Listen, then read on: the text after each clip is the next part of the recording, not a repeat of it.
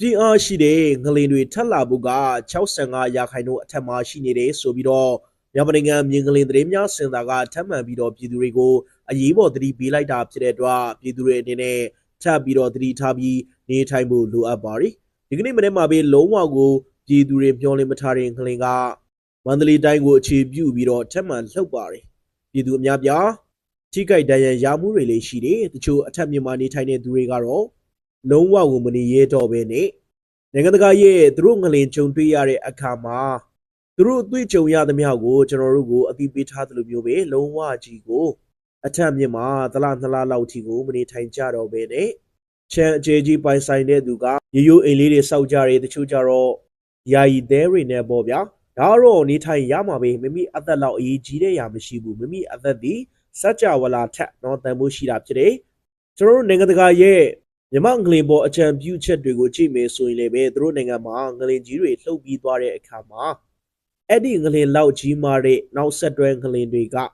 တလအကြာနှစ်လအကြာမှာထပ်လုံနိုင်တာဖြစ်တဲ့အတွက်သူတို့နိုင်ငံကတော့လုံးဝကိုနောက်3-4လလောက်ကြားတဲ့အထိကိုအထက်မြင့်မှာနေထိုင်တဲ့သူတွေကမမီတို့နေအိမ်ကိုလုံးဝမနေထိုင်ဘူးဆိုတာကိုကျွန်တော်အနေနဲ့တွေ့ရတယ်သူတို့ကလည်းအဲ့ဒီတိုင်းပဲမြမငလင်နဲ့ပတ်သက်ပြီးတော့အကြံပေးကြပါတယ်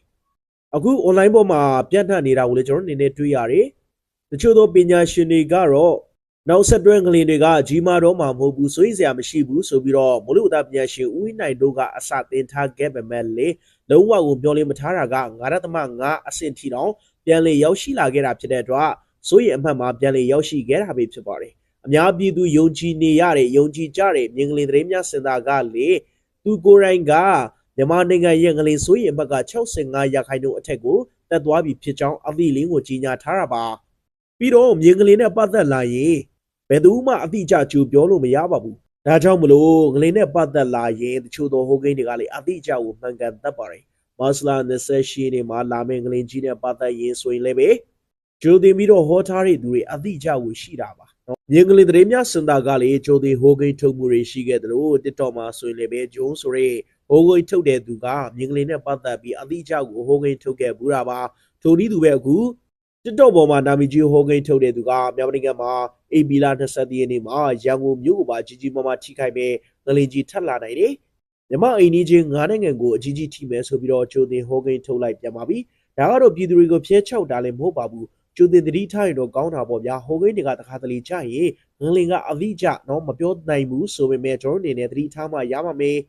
တချို့သောသုံးသပ်တဲ့ပညာရှင်တွေကတော့ငလင်ကြီးလောက်ကပ်ပြီးသွားပြီဆိုရင် after shock ဟာစိုးရိမ်ရတဲ့ after shock နဲ့မစိုးရိမ်ရတဲ့ after shock ဆိုပြီးတော့မျိုးရှိတယ်တဲ့ပထမ after shock ကတော့သူ့အနေနဲ့ငလင်ကြီးလောက်ကပ်ပြီးသွားတဲ့အခါမှာနောက်မနေ့ပိုင်းထုတ်မှုနိုင်ပိုင်းချာမှာ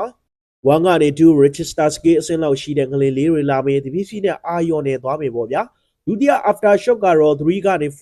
4ကနေ5ဆိုတကယ်တော့ကျွန်တော်တို့တစ်ဆင့်ပြီးတစ်ဆင့် register scale ကလုံးဝတဖြည်းဖြည်းနဲ့မြင့်တက်လာပြီးဆိုရင်တော့ဖြစ်အဲ့ဒါကစိုးရိမ်ရမယ့် after shock လို့ဆိုထားပြီးဖြစ်ပါတယ်အဲ့လိုမျိုးဆိုရင်တော့ပထမလှုပ်သွားတဲ့ငလင်ကြီးဟာရှေ့ပြေးငလင်ဖြစ်သွားမှာဖြစ်ပြီးတော့တကယ်ငလင်ကအဲ့ဒီနောက်ပိုင်းမှာလာပါမယ်လို့အချက်ပြတဲ့ရှေ့ဦးငလင်ဆိုပြီးတော့ရေးသားဖော်ပြနေကြတာကိုတွေ့ရတယ်ဒါကမမှန်ဘူးဆိုပြီးတော့ပညာရှင်တချို့ကထောက်ပြခဲ့ပေမဲ့ဘသူကတော့ဒါကလုံးဝမားတယ်ဆိုပြီးတော့အတိအကျပြောနိုင်တဲ့သူမရှိပါဘူးဘလို့ဝေးဖြစ်ပါငလင်နဲ့ပတ်သက်လာရင်ပြည်သူတွေအနေနဲ့အရန်ရန်ကိုသတိထားမှရပါမယ်မြင်းကလေးသတင်းများစင်တာကတော့လုံးဝကိုပြည်သူတွေကိုသတိပေးထားလိုက်ပါပြီနောက်ဆက်တွဲငလင်တွေကပြင်းထန်နိုင်တယ်ပြင်းထန်နိုင်တဲ့အပြင်ကိုမှဆက်လာမယ့်ငလင်ရဲ့စိုးရိမ်ရမယ့်ရာခိုင်နှုန်းက65ရာခိုင်နှုန်းအထက်ကိုတိုးသွားပြီဖြစ်ကြောင်းအသီးလင်းကိုကြေညာထားလိုက်ပြီဖြစ်တဲ့အတွက်ပြည်သူတွေအနေနဲ့နောက်ဆက်တွဲငလင်ကိုလုံးဝမပေါ်စားကြဘဲနဲ့အခုကလေးကနေနောက်လာမယ့်ရက်တွေမှာလည်းသတိချကြဖို့ကိုတိုက်တွန်းပြစီဗျဆက်လက်ပြီးတော့မိုးလေဝသသတင်းတွေကိုတင်ဆက်ပေးပါမယ်မိုးလေဝသသတင်းနဲ့ပတ်သက်လာရင်တော့ဒီကနေ့မှာကြားတဲ့သတင်းတွေကစိတ်မကောင်းဘူးအဲ့ဒါကတော့အိန္ဒိယနိုင်ငံကပြည်နယ်တစ်ခုနဲ့နီပေါနိုင်ငံမှာမိုးကြိုးမုန်တိုင်းတိုက်ပြီးတော့လူ90ကျော်သေဆုံးသွားတဲ့ကိစ္စပါအင်မတန်မှစိတ်မကောင်းဖြစ်မိပါတယ်သဘောကဘေးအန္တရာယ်တွေနဲ့ပတ်သက်လာလို့ရှိရင်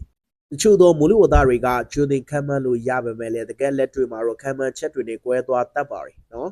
်ကျွန်တော်တို့မြန်မာနိုင်ငံမှာဆိုရင်လည်းမိုးလေဝသနဲ့ပတ်သက်လို့ရှိရင်မိုးကတလက်မပဲရွာမယ်တလက်မပဲရွာမယ်အဆရှိသဖြင့်ခံမှန်းထားကြပေမဲ့တကယ်လက်တွေမှာ3လက်မအထိ4လက်မအထိဖြစ်သွားတတ်တာကိုလည်းကျွန်တော်တို့နေတွေ့ရပါတယ်အဲ့ဒီတိုင်းမှာပဲခုခါမှာလ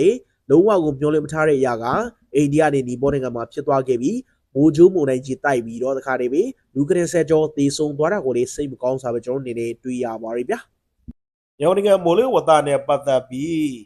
မိုးလေဝသပညာရှင်ဦးဝင်းနိုင်ရဲ့သင်ပြချက်တွေကိုဆက်လက်ပြည်သက်တွေကိုတင်ဆက်ပေးပါမယ်။ဧပြီလ23ရက်နေ့14ရက်နေ့15ရက်နေ့အတွက်မိုးလေဝသကြိုတင်ခန့်မှန်းချက်များဆိုပြီးတော့ဦးဝင်းနိုင်ကတင်လာပါတယ်။ဒီနေ့ဧပြီလ23ရက်နေ့နေ့လယ်12နာရီထိ AR တိုင်းရောင်ဝန်တိုင်းပဲခူးတိုင်းနေပြီးတော့စကိုင်းတိုင်းအထက်ပိုင်းရဲ့ရှမ်းပြည်နယ်အရှေ့ပိုင်းတို့ကိုအနောက်တောင်ပင်လယ်ပြင်မှသိမ်းများရုံးဝင်ရောက်လာတာကိုတွေ့ရပါတယ်တဲ့။ဒီနေ့23ရက်နေ့ညနေပိုင်းမှာရောင်ဝန်တိုင်းပဲခူးတိုင်း AR တိုင်းနေပြီးတော့ကရင်ပြည်နယ်နဲ့ကယားပြည်နယ်မန္တလေးတိုင်းနဲ့ရှမ်းပြည်နယ်အရှေ့ပိုင်းတွေမှာမိုးတင်းတင်းထိချုံရပြီးနေရာကွက်၍မိုးများနိုင်ပါတယ်။ဒါပြီးဧပြီလ14ရက်နေ့မှာမိုးများနိုင်မိုးကြီးနိုင်မဲ့ဒေသတွေကတော့မန္တလေးတိုင်းနေပြီးတော့ဘူးရိုးမှအရှိချမ်းရောင်မန္တလေးအမြန်လန်းတလျှောက်မှာမိုးတင်းတင်းမှမိုးများနိုင်တဲ့အခြေအနေများဖြစ်ပေါ်နိုင်မယ်လို့ဦးဝင်းနိုင်ကဆိုထားတာပဲဖြစ်ပါတယ်။ဧပြီလ15ရက်နေ့မှာတော့မန္တလေးတိုင်းရှမ်းပြည်နယ်မြောက်ပိုင်းနေပြီးတော့ပဲခူးတိုင်းအရှိချမ်းနဲ့ရခိုင်ပြည်နယ်မြောက်ပိုင်းတို့မှာမိုးတင်းတင်းမှနေရာကွက်ပြီးတော့မိုးကြီးနိုင်ကြောင်းလည်းသိရပါတယ်